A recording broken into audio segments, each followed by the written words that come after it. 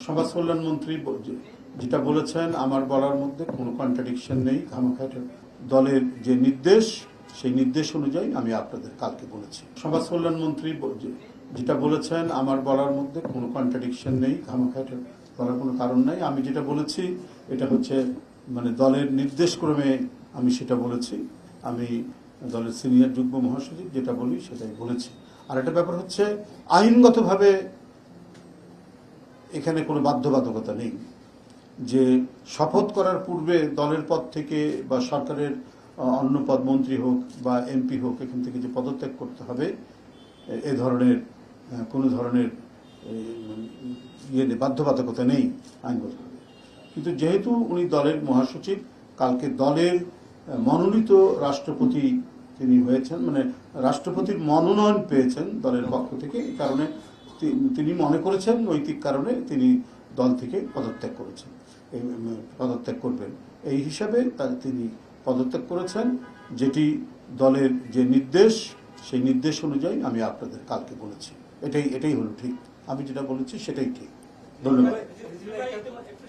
আর লাগিয়েন না, কন্ট্রাডিকশন।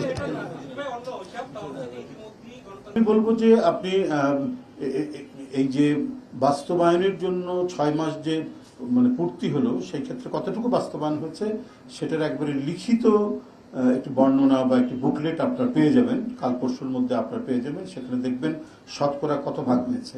সেই ক্ষেত্রে আমি বলবো শতকরা মানে এই যে লক্ষ্য পূরণ দিল 6 মাসের মধ্যে টোটাল যে অঙ্গীকার বা ম্যানিফেস্টোর কত অংশ হয় সেই অংশ অনুযায়ী 6 মাসের যে লক্ষ্য সে লক্ষ্য মোটামুটি সবগুলোই পূরণ হয়েছে। কোথাও হয়তো 19-20 হতে পারে, হ্যাঁ, কোথাও হয়তো 100% না হলেও সেখানে 95%, 90% হচ্ছে, কোথাও 100% হয়েছে।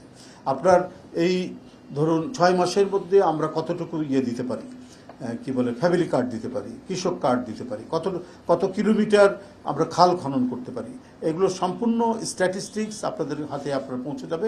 তবে আমি আপনাদের বলবো যে এটি 6 মাসের যে লক্ষ্য সেই লক্ষ্যটা অধিকাংশ যে কর্মসূচি সেই কর্মসূচিগুলো যেটি আমাদের ম্যানিফেস্টোতে যেটি উল্লেখ আছে, যেটি অঙ্গীকার করা হয়েছে নির্বাচনের প্রাক্কালে, সেগুলো অধিকাংশই পূরণ হয়েছে। এবং এটা কারণ সরকার তো 6 মাসের মধ্যে একটা প্রস্তুতি নিতেও তো একটা সময় লাগে।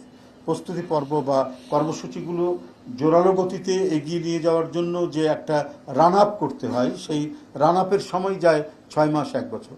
তো সেইটা মোটামুটি একটা গুছিয়ে নেওয়া, প্রশাসনকে গুছিয়ে নেওয়া এবং ইমপ্লিমেন্ট করার জন্য ইমপ্লিমেন্টিং যে ইনস্ট্রুমেন্টগুলো আছে সেই ইনস্ট্রুমেন্টগুলো মোটামুটি গুছিয়ে নিয়ে কাজগুলো করতে হচ্ছে।